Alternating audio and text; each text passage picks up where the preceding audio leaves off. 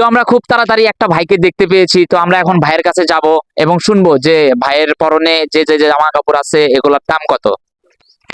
তো ভাই আপনার সাথে কি 2 মিনিট কথা বলা যাবে? হ্যাঁ, কথা বলা যাবে। আচ্ছা ভাই, আপনি যে পরনে এই শার্টটি পরে আছেন, এই শার্টটির দাম কত?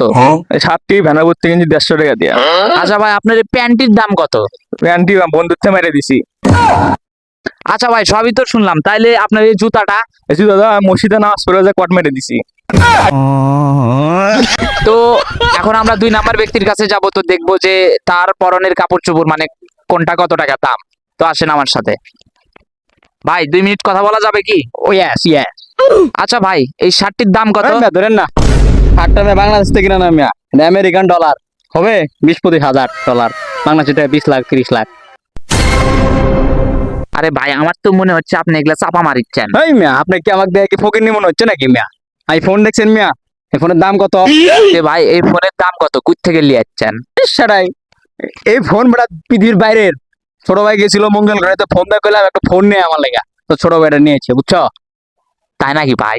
হ্যাঁ, তাহলে ভাই আপনি যে পুরা একটা সেট আপ পরে আছেন এগুলা, এই পুরা সেট আপের দাম কত বাংলাদেশি টাকায়?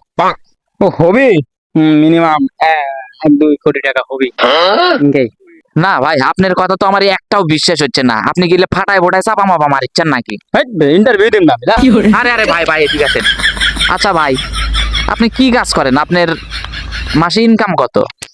এই মিয়া, চাপা একটা মাই নাই গা মিয়া, সব মিথ্যা কথা কইছি আপনার মতো মানুষের বলদ বানানোর লেগে। এই মিয়া সরেন।